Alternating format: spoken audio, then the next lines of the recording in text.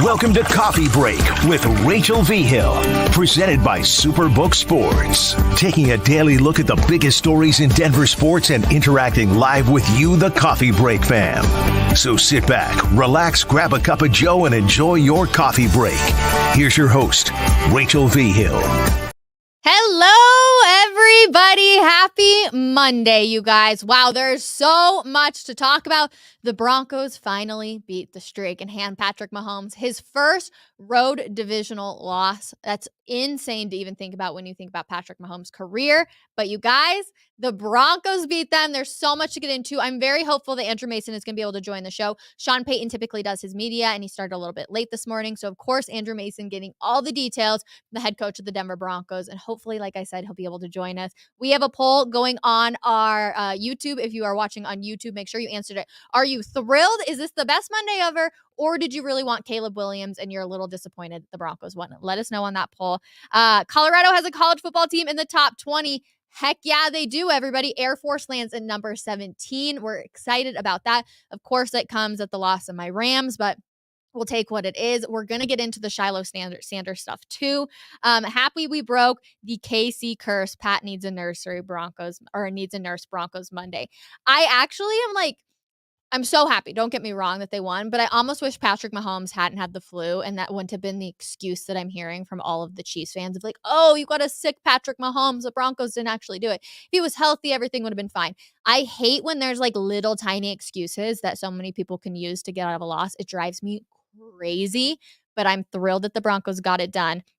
Time to buy. Don't trade any players. We are going to be definitely getting into that because Sean Payton, I don't think he's going to be making any moves, you guys. He kind of made it clear yesterday after the game in the press conference about how, well, first of all, he called out the anonymous GM that has essentially said if there was a market for Russell Wilson that he would have traded him. He kind of called him out saying I haven't talked to anybody, so none of that can be true if I haven't talked to anybody.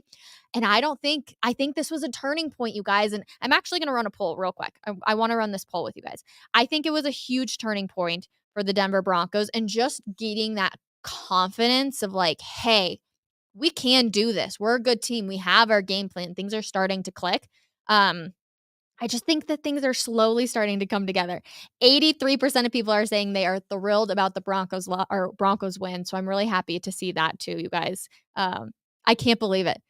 I was 50-50 yesterday going into the game. I was everything's kind of fallen in the Broncos' way, but I was happy that the Broncos' defense they just came together and they played a solid game. Everybody giving them major props there. So I'm going to do one more poll real quick for you guys. Hold on one second. Reading some more of your guys' comments. He was playing, right? The Chiefs beat Denver with some unknown after Mahomes wrecked his kneecaps. No excuses.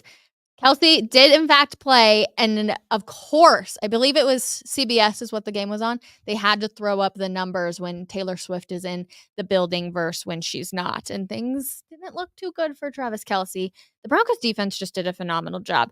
I do want to get to this, though. So, with your eyes, everybody, how would you grade Russell Wilson? Are we giving him an A, a B, a C, or a D? D to F, failing. This is the one thing that it seems like Broncos country just can't seem to agree on. My entire Twitter feed yesterday, first of all, I didn't say that I wanted to put Jared Stidham in. I just want to make that clear. But I did say it wouldn't surprise me if some of Broncos country wanted to see him go in because there's this 180 flip when it comes to the Broncos offense. It's they get through their first, 20 scripted plays and everything looks really good. They're moving the ball. And then it's kind of, you go back to it and you're well, what the heck just happened? They can't even move the ball 8 yards now. Nothing is making sense. And it just seems like this is the one thing that Broncos country cannot agree on. Is Russell Wilson the problem?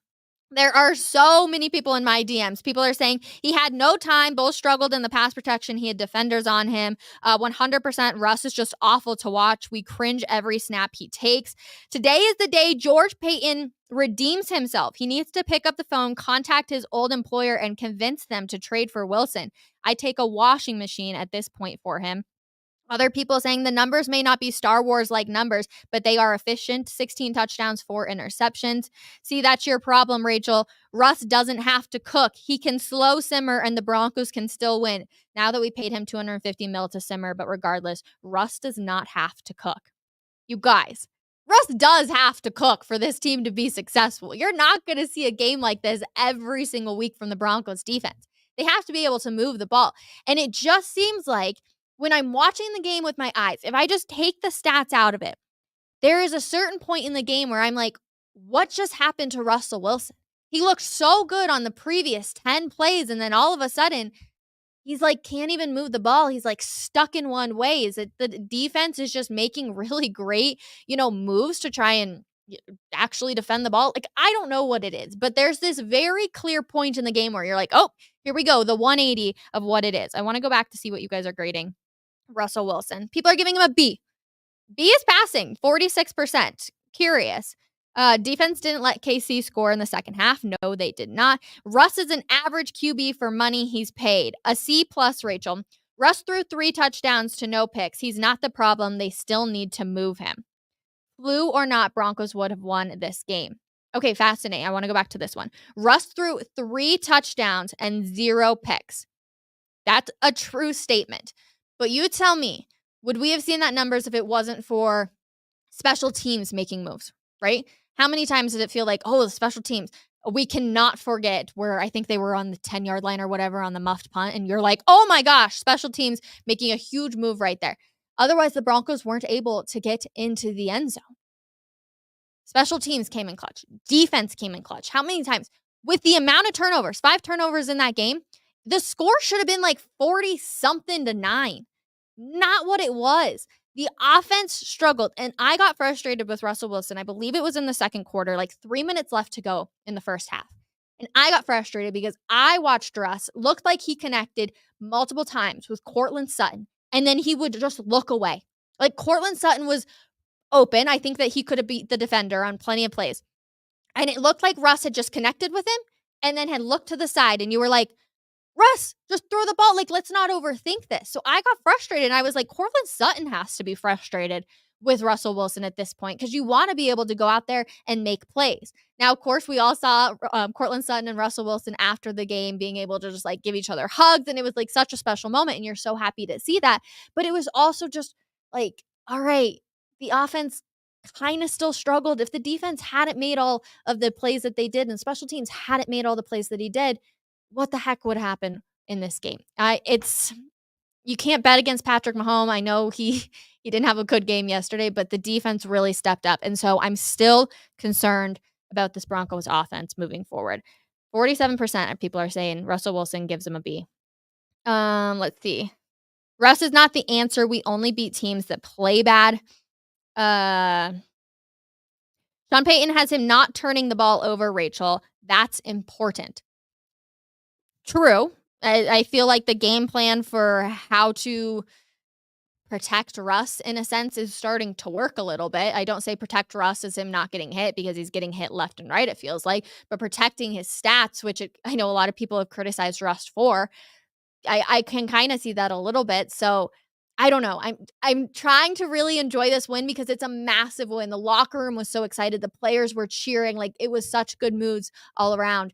And I'm really excited for the bye. Hopefully they're able to rest up a little bit. And then this Buffalo team that hasn't been slaying superb by any means, this Broncos defense can keep it going. And let's be completely honest too, looking around the NFL as a whole, it is very, very, very defense driven this year. It's the defenses that are really stepping up and being able to cause all these, great games that we've been seeing, to be completely honest with you. And we're not seeing as high of points in a lot of games across the NFL. So it's going to be definitely really interesting. I'm looking forward to it. Love your guys' comments. Please keep them coming.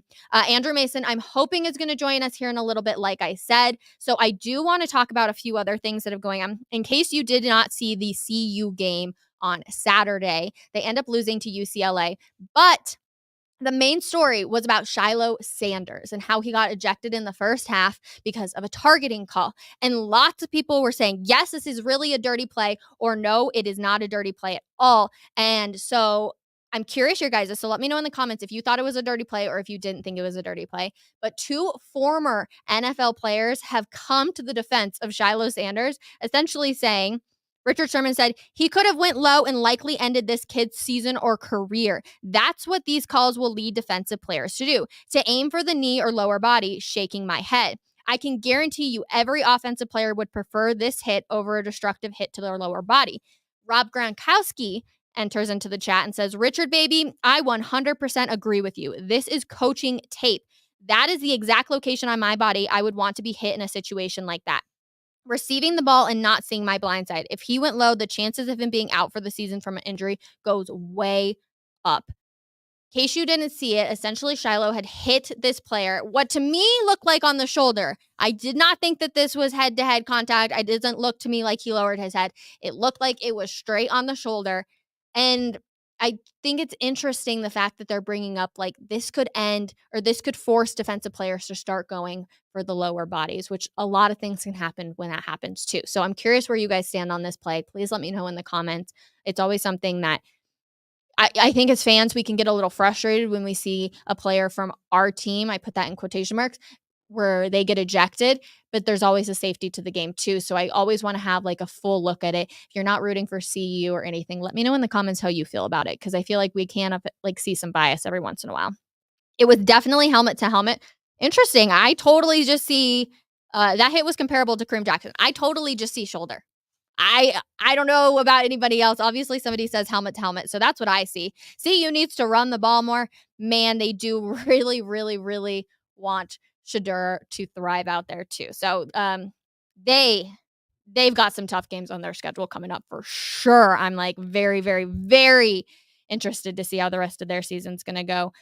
Real quick, this also came out right before the show started, and I'm very curious looking at the Nuggets. The in-season tournaments are going to start happening here very soon, and all of the teams got some new designs for their court. And you guys, I hate it. First of all, this looks like the Golden State Warriors, not the Mile High City, the Denver Nuggets, the reigning champions. This looks like the Golden State Warriors. I'm like, what are we even doing here? Where's like the red that the Nuggets are like sporting nowadays and all that kind of stuff? I hate this. I don't like it. The 5280 like kind of, helps it a little bit, but otherwise I'm like, what on earth are we even doing with this? I'm not a big fan of it at all. The Nuggets, however, do start the season 3-0. We're really happy. Fill this in the comments. First reigning NBA champion to start 3-0 since blank. I'll give you guys a little bit to answer this one too. I'm happy for the Nuggets. I feel like they're putting on dominant performances left and right. I know that the game against the Grizzlies was relatively close, but you guys, Peyton freaking Watson. This kid is showing up left and right defensively. He's looking great. He's being able to really help that like main bench unit essentially go out there, and they look good. They look confident. They look like their chemistry is really flowing out there. I really, really, really am liking Peyton Watson. And it's like you're looking at Calvin Booth saying, you did it again. You found another gem out there in Peyton Watson. He looks good. That's definitely one of those names that I think people are going to have to pay attention to a lot this season. His height, his ability to defend the ball. Peyton Watson, man, he's going out there. He's looking really, really good too. Did everybody see AG's little dance? I'm like, I'm loving it, AG. Keep it coming, my friend. Of course, during the ring ceremony, he had his little like skip out dance out there too. Who will have the longer streak? Is it going to be the Avs or is it going to be the Nuggets? Who's going to start the season hotter? We're going to do it for just a little bit here in a second. But I am absolutely loving what we're seeing out of the Nuggets starting 3-0. Reggie Jackson, Jamal, CB, Peyton Watson, and Zeke have a defensive rating when they're out there. This is like the main bench unit of 70.7. Holy smokes. That's great, you guys. And defense wins championships. Defense can win championships. So many. They have a net rating too. It's just, I don't even know. I am semi-left speechless when I'm watching this Denver Nuggets team because of how well their chemistry is looking right now. And it's just so reassuring to kind of see, because so many times you hear about the championship hangover, and I love that they all seem to be very locked in, and they just seem to be like, I don't know, vibing, and it's so much fun to watch. Like, I think this Denver Nuggets team can do it again as long as everybody stays healthy. That's the big knock on wood right there. let's move on to the Avalanche real quick because they lost 2 in a row. Now, me and Will Peter said we did our Mile High Hockey. We were filling in for Mike Evans on Friday. We did our Mile High Hockey, and I was like, oh, the Avs are going to bounce back on Sunday. I'm not even worried about it. No problem at all. They did not bounce back. In fact, they got blanked. And I'm trying not to be too worried. Here's the thing. This team has been on the road for so freaking long, it feels like. Out of the 8 games they played, 6 of them have been on the road. And it's really hard to be away from home for so long. Obviously, they came home from 2 games kind of in the middle of all of this. But I'm just like, everybody take a breather, myself included. It's all going to be okay. We're just going to breathe through it. The Avs will get back. Now, of course, they have to stay healthy. And I did think it was a dirty hit on Cale Makar as he got ran into the boards, or he got pushed into the boards, and the way his leg separated and it went for his hip. And it was just overall not good. I did think he get pushed. I know a lot of other people are saying, no, it was just a hockey play. Again, one of those things that's just kind of up in the air. So a little stressful on that one. I'm really hoping Cale Makar is going to be good in the long round, or in the long game for sure. But I'm also really excited because I just saw somebody pop up behind the scenes, you guys. Let's bring him in because, of course, we're thrilled about this. Andrew Mason, good morning. The Broncos win. Heck yeah. A victory Monday after a Kansas City game. And actually, I was just thinking about this because the last time they beat the Chiefs was on a Thursday night in Kansas City back in September of 2015. So you have to go all the way back to end of November, early December of 2014 for the last victory Monday for the Broncos against the Chiefs. And I remember it well because it was a Sunday night game. And I believe, if I'm not mistaken, it was on November 30th into December 1st. And the game went well. The Broncos won by 13 points. I was on the team charter for that trip. And the plane, there was an issue with the plane, and they put us in this abandoned terminal at Kansas City International Airport. And it was cold, like there was no heat in there, and it was a cold night, and everyone, and, even though the team had won, everybody was miserable, right? Because we just want to go home. We wanted to warm up because we were sitting in this abandoned terminal freezing. But yeah, that's the goofy little memory I have of the last time we had a Kansas City victory Monday for the Denver Broncos. My goodness, it's been a long time. It has been a long time, and I'm glad you're warm in your apartment right now. You're warm in your home, just like so many Bronco players hopefully are, as well as they get ready for the bye week. Sean Payton just talked to the media, Mace. What can you tell us? First of all, I'm guessing he didn't eat sushi last night. Did he tell you where he ate? He didn't tell us where he ate. All we know is that he mentioned it last night. It was more along the lines of what he wanted. So, knowing the tastes of a lot of NFL people, that sounds to me suspiciously like a steakhouse, because around the NFL, that's, oh, what do you want? Oh, let's go to a steakhouse, right? Like almost every major meal seems to happen at a steakhouse, but I digress there. But he was in good spirits.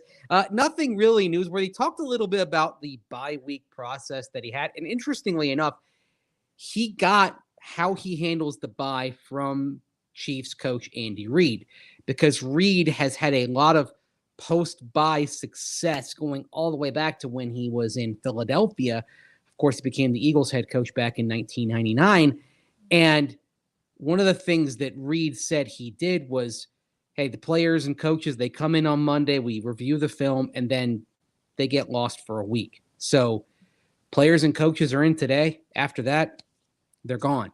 So it'll be a nice respite for the Broncos. And the thing Reid said is sometimes he doesn't even have them come in if it was a big win. Of course, it was a big win yesterday, but these Broncos are still 3-5, and Sean Payton kind of pointed to how they've still got some things to work on, and that's the thing. The Broncos, they won it convincingly, but there were a lot of things that, okay, they could have done better, right? They've gotten past the false starts, but now they've got a bunch of legal formation penalties pre-snap, right? They didn't have the man covered on the edge, and it led to an illegal formation penalty yesterday. So they've still got all of these little things that they're working on, but that's how you kind of keep a team hungry. Mace, the big thing, too, that we all wanted was to see them really start to rush the ball, which they did. They dominated the Chiefs when it came to rushing the ball. But And while that definitely does help, you still need Russell Wilson to be better. And I feel bad because I'm sitting here and I'm telling everybody watching, I'm just like, I'm frustrated by Russell Wilson's play, and I'm trying to just enjoy the win, but my eyes just told me yesterday, like, despite the 3 touchdowns and the 0 interceptions, like, there was a certain point in the game where it was just like, "Okay, here's the 180 on Russell Wilson. He's not gonna be able to move the ball at all." And I'm curious, do you also feel the same way when it comes to the quarterback? 100%. I mean, you're watching that game plan, and it felt like they were kind of scheming around him a little bit, right? That it was short stuff inside of 10 yards of the line of scrimmage or behind the line of scrimmage, or going vertical. And there wasn't a heck of a lot in between, right? There's not a lot of intermediate stuff with this offense, and that they're just trying to kind of piece things together. And look, the glow of this win, it's palpable, right? I mean, this is as good a Monday as we've had Broncos wise in many years. But the questions about whether this is worth another $37 million of commitment if he's on the roster for the 5th day of the league year next year in March, those questions aren't going away, because you may have to sit there and ask yourself, okay, could Jarrett Stidham run this game plan? Or if we're talking about next year's draft class and going into that pool and finding a young quarterback, could Drake May run this game plan? Could Riley Leonard, the Duke quarterback, could he run this game plan? Right? These are questions that I think you have to ask when you look, if you move on, yeah, it's an $85 million dead money cap hit that you can spread over 2 years potentially, and that hurts. But do you really want to add another $37 million to it if you're not getting the results? I mean, shoot, they may look at this and say, at the sunk cost, and say, okay, even if we don't get a quarterback in next year's draft right away, could a Jameis Winston, who's worked with Sean Payton in New Orleans, could he run this game plan? These are all things that have to come into play here when you're discussing this. And the whole issue of sunk cost is a very real topic with Russell Wilson if the game plans look like this. 100%. And I think it's so funny. Yesterday when we were leaving the field, you were getting ready to tape your post-game reaction, and you had this giant smile on your face, and we come up to you and we're like, and I think you had even tweeted it too. You were like, if you, why is this word blanking me now, Mace? I just had it 10 seconds ago. If you squint, there we go. Squint. You can kind of see 6-6 somehow with this Denver Broncos team. And if you're 6-6 after the start you had, one, you're thinking, all right, things are obviously progressing upwards. But two, you're not 100% out of the playoffs. Right. And that factors into the trade discussion. If you really got a shot, do you end up making any moves at all? I mean, look, I think the idea of being big time sellers, that's not happening. And also the notion of being sellers at a deadline, it's overrated. You don't see teams offloading multiple players in the NFL the way you do in Major League Baseball at the trade deadline. I mean, look at the Rockies. I mean, they're, a month before they started a month before the deadline when they unloaded, Mike Moustakas to the Angels. And then, CJ Cron, Randall Grichuk, Pierce Johnson, Brad Hand. I mean, they basically in a month, 20% of their 25-man roster was traded, right? Mm-hmm. You see that in baseball all the time when you're out of it. But in football, the calculus doesn't work the same way. Some of it is because the deadline is earlier relative in the season compared to baseball. I think I've thought the trade deadline, instead of being around Halloween, should be roughly around Thanksgiving.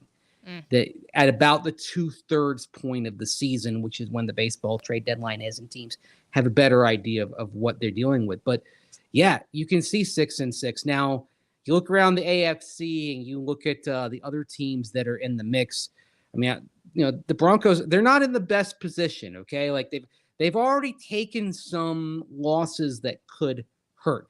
Like now, that loss to the Jets, for example, if we're talking about this Bronco team trying to sneak into one of those last couple of playoff spots, well, the Jets have a ferocious defense, and they're not going away.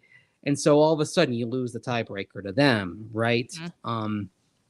A game like Houston could end up being crucial in December to that calculus as well. But yeah, it's not impossible now. And let's go through the rest of the schedule real quick. I'm just going to rattle it off. All right. For sure. Minnesota, you're facing without Kirk Cousins. That's a game you should. We'll start with Buffalo.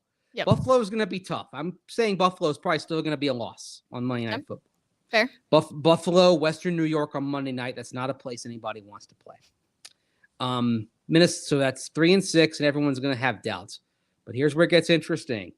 Minnesota, no Kirk Cousins. Yep.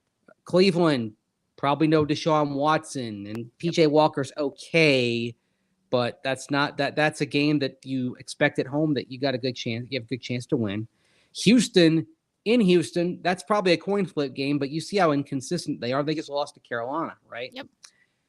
At the LA Chargers, Broncos have never won in SoFi Stadium, but the Chargers are, kind of shaky. But let's say that's a loss. Let's say it's 6-7, right? I'm with you. And then you go Detroit.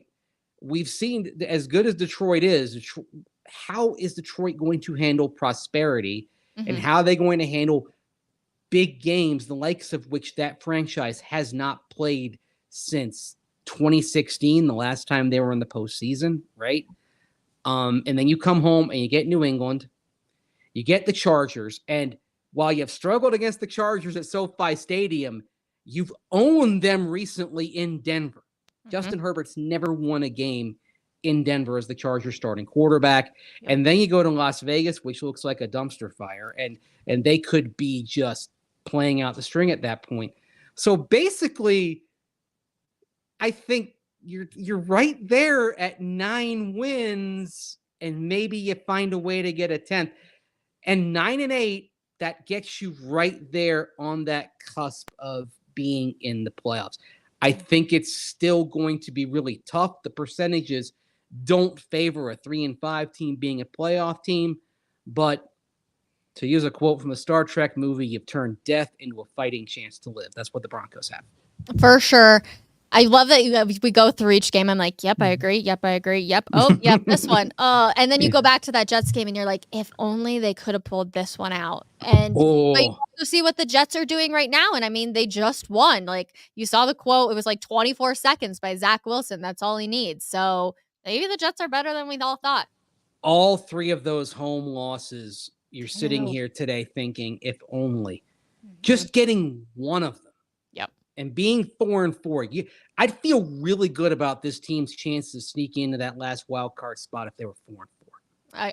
I'm 100% with you right there, Mace. Last one for you real quick. So no moves. I'm taking what Sean Payton said is they're going to pick up the call because it's a professional thing to do. But otherwise, tomorrow should be a relatively quiet day for the Denver Broncos. I think so as well. I mean, there were rumors about Buffalo being interested in Josie Jewell, but here's the thing. Is the return that you'd get worth him going to Buffalo and seeing him in a fortnight? Yeah. In a game that all of a sudden, after the Chiefs win, you think you have a chance to beat anybody. That's the impact of this game on morale. It is very much, if you can beat the defending champions, beat them down, by the way. That's the thing. You beat them down, you beat them up. If you can do that to the Chiefs, in theory, you can do it to anybody. Yeah, I do think Buffalo that's a stretch going in there. I mean, I would prefer that game be at 1:00 on a Sunday afternoon. Prime time. Prime time. It's a raucous crowd even at 1:00 on Saturday afternoon. What's it going to be like at 8:30 on Monday night? I don't think much work is getting done in Western New York on that Monday. Oh, no. People are going to be pre-gaming all day long. And I think we're going to learn, too, about this Buffalo team as if they're still looking at the Broncos like we were all looking at them a week ago, or if it's going to say, it's going to depend, right? The Broncos team, they beat a flew like Mahomes, and they're not actually that good. It was the Chiefs who beat themselves there. I think we're going to learn a little bit about that game plan on the Broncos and how the rest of the NFL looks at them. And hopefully the Broncos show up, and we, of course, got 2 weeks to talk about it and so many good things. So I'm just happy we go on the bye with a win. But Andrew Mason, always a pleasure, my friend. You too, Rachel. Thanks. All right, everybody. Tomorrow we will be back. Plenty of more good Broncos talk to be had. Of course, we'll also look at the Denver Nuggets as they play tonight. Continue our talk about the Colorado Avalanche and hopefully getting them back on track. We'll see everybody 10:30 tomorrow morning. Have a wonderful Monday. Get back to work, everybody. We'll see you then. Bye.